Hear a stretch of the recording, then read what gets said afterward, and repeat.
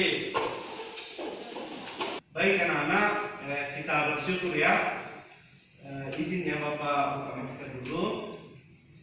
Kita bersyukur kepada Tuhan, hari ini kita dipertemukan kembali dalam keadaan yang sehat dan semua itu kita yakini bahwa itu semua adalah pertolongan dari Tuhan. Baik, sebelum kita memulai kegiatan kita hari ini, kita akan menyanyi.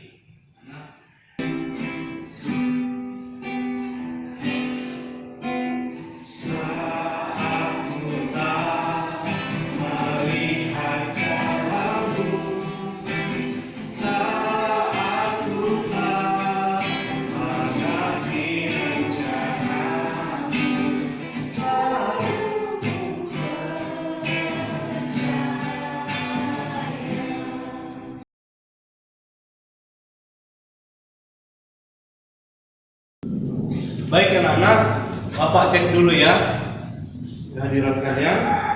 Aldo? Hadir Pak. Oke, puji Tuhan semua hadir semua ya. Baik anak-anak yang sama dikasih oleh Tuhan, kita sekarang akan belajar, tapi Bapak cek dulu ya. Bukunya sudah lengkap semua? Sudah. Paket, pulpen? Oke, good. Alkitab ya, semua di dalam Androidnya disiapkan. Oke, dan sekarang kita akan mengingat. Ayo, siapa yang masih ingat materi yang ada di bab-bab sebelumnya, khususnya bab 1? Siapa yang masih ingat materi bab 1? Saya Pak. Oke, silakan Pia. Iman adalah dasar dari segala sesuatu yang kita harapkan dan bukti dari segala sesuatu yang kita tidak lihat. Artinya, iman percaya itu akan terlihat dalam perbuatan. Oke, very good. Oke, itu di bab 1 ya. Dan yang bab 2 tentang pengharapan, siapa yang masih ingat? Saya Pak. Oke, Aldo, silakan. Pengharapan adalah keyakinan bahwa cepat atau lambat hal-hal yang baik itu pasti akan terjadi. Oke, very good. Dampak dari hidup beriman dan berpengharapan. Dampak dari hidup beriman dan berpengharapan.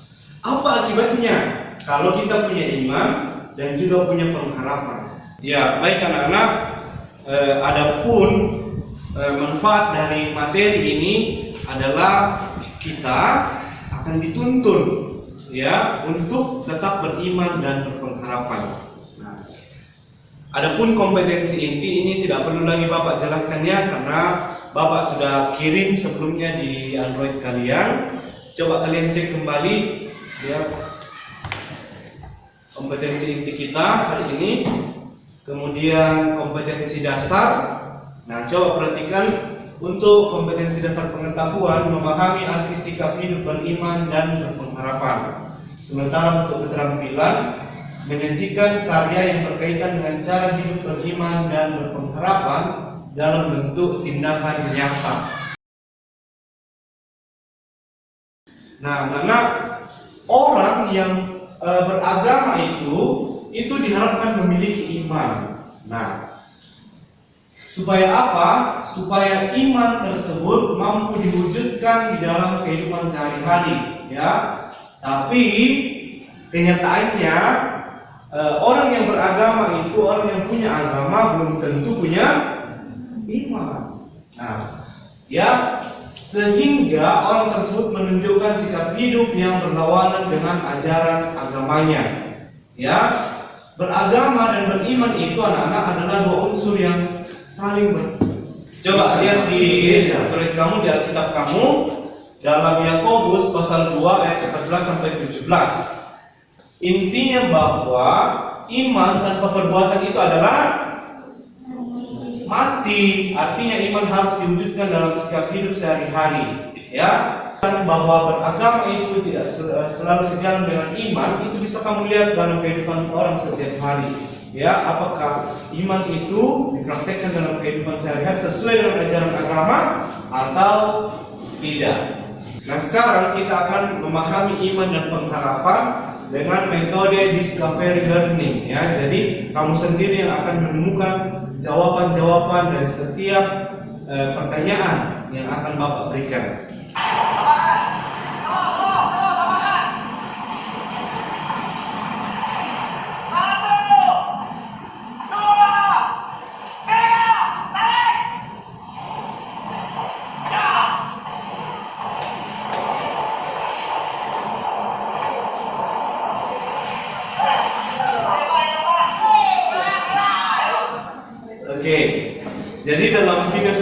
tersebut, apa yang kamu lihat?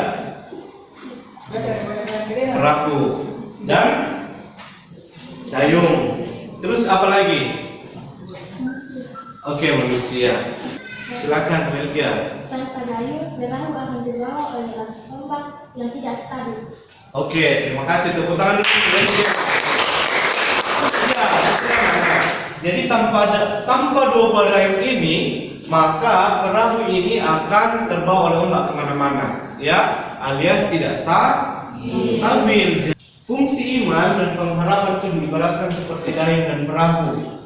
Jika tidak ada iman dan pengharapan, maka kehidupan tidak akan jalan. Tanpa dayung pun, perahu akan terombang-ambing di tengah air sungai ataupun danau, dan pada akhirnya dapat terdampar ataupun tenggelam. Ya, begitu juga dengan kehidupan kita, anak. Kamu bisa pikirkan tidak? Tanpa iman, kamu akan terombang-ambing seperti perahu yang tanpa dayung. Menurut saya, iman adalah kepercayaan kepada Tuhan walaupun secara fisik kita tidak bisa melihatnya.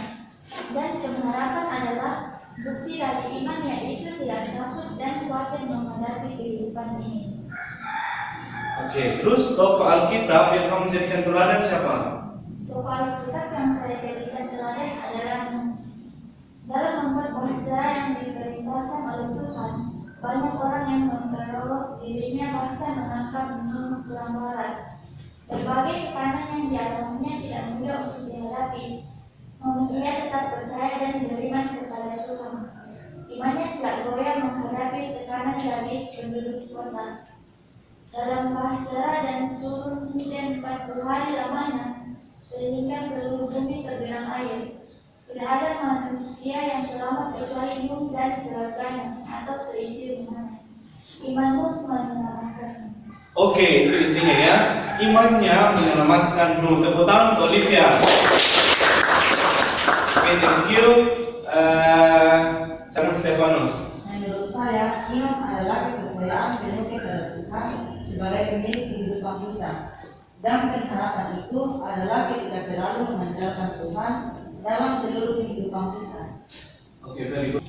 Nah, jadi di dalam perjanjian lama, iman itu apa? Berpegang teguh. Berarti berpegang teguh pada keyakinan yang dimiliki akan suatu hal, karena hal itu dapat dipercaya dan diandalkan. Demikianlah iman selalu berkaitan dengan percaya. Nah, jadi beriman berarti kita percaya kepada Allah yang telah menyatakan diri di dalam Yesus Kristus. Nah, jadi bagi orang Kristen, apa iman dan pengharapan itu terarah kepada siapa? Yesus Kristus juru selamat. Kamu percaya kepada Allah dalam Yesus Kristus dan menaruh pengharapan kepada janjinya, yaitu menyelamatkan, memerdekakan, serta menyertai hidup kamu selalu.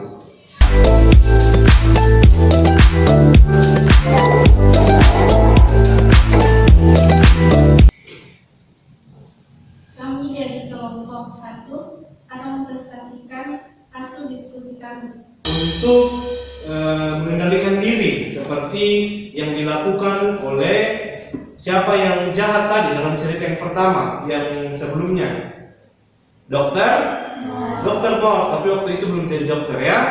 Nah, lalu yang kedua tentang Daniel, ya memang persis seperti yang disampaikan oleh teman kalian tadi, bahwa hal yang kita pelajari dari tokoh-tokoh tersebut yaitu tentang iman dan juga pengharapan yang teguh.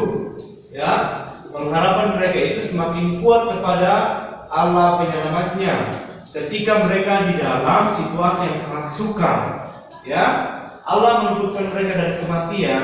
Kobaran api yang bernyala-nyala tidak mampu memusnahkan mereka karena Allah telah menyelamatkan mereka.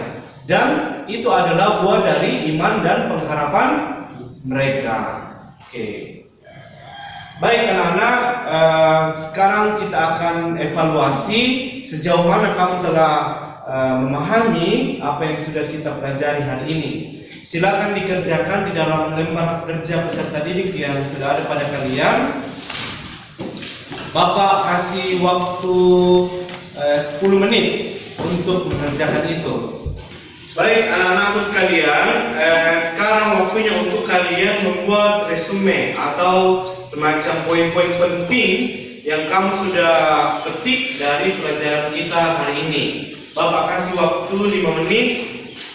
Silakan kamu tulis dalam catatanmu ya, resume atau hal-hal penting yang kamu sudah pelajari di dalam pelajaran kita hari ini. Silakan.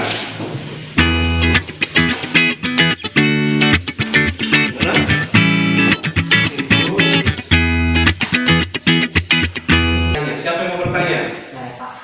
Oh ya, silakan Sandi. Bagaimana cara mendaratkan iman kita dalam keadaan yang sangat sulit untuk diterima oleh akal sehat? Nah, pertanyaannya sangat bagus. Seperti yang kita sudah pelajari tadi, bahwa justru di dalam keadaan yang sulit itu Tuhan menguji kita. Apakah kita tetap beriman atau kita goyah? Nah, seperti halnya tadi Daniel ya dan kawan-kawannya, Sadrak, Mesak dan Abednego, justru ketika dia terancam akan dibinasakan oleh Raja Nebukadnezar, tapi disitulah mereka membuktikan imannya. Mereka tidak goyah. Mereka tidak mengatakan bahwa daripada saya dibakar hidup-hidup, maka lebih baik saya menuruti untuk menyembah patung itu. Tapi mereka tetap yakin bahwa pasti Tuhan akan menolong mereka. Dan imannya pun menghasilkan buah. Sehingga Tuhan menyatakan pertolongannya justru di dalam keadaan yang sangat sulit itu. Sekarang waktunya kita akan menyimpulkan seluruh pelajaran kita hari ini. Yang pertama, beriman dan berpengharapan itu adalah percaya pada janji Allah. Ya, orang Kristen membangun imannya berdasarkan janji Allah untuk menyelamatkan manusia, dan janji itu dipenuhi dalam karya Yesus Kristus. Yang kedua, beriman dan berpengharapan artinya memiliki kerinduan untuk mempelajari serta memahami kehendaknya di dalam hidup kita. Dan yang ketiga, beriman dan berpengharapan artinya taat pada kehendaknya serta menyerahkan hidup sepenuhnya dalam kedaulatan Tuhan. Baik anak-anak, demikianlah seluruh pelajaran kita hari ini untuk pertemuan pertama. Dan Bapak sangat berharap bahwa apa yang kita sudah pelajari, apa yang kalian sudah temukan sendiri, itu bisa diaplikasikan di dalam kehidupan setiap hari. Jadilah manusia yang memiliki iman dan pengharapan. Nah, untuk pertemuan yang kedua, kita akan belajar tentang apa dampak kalau kita punya iman dan pengharapan. Apa akibatnya? Kamu tentu penasaran. Jadi pada pertemuan kedua, Bapak sangat berharap semuanya hadir lagi ya. Oke, baik.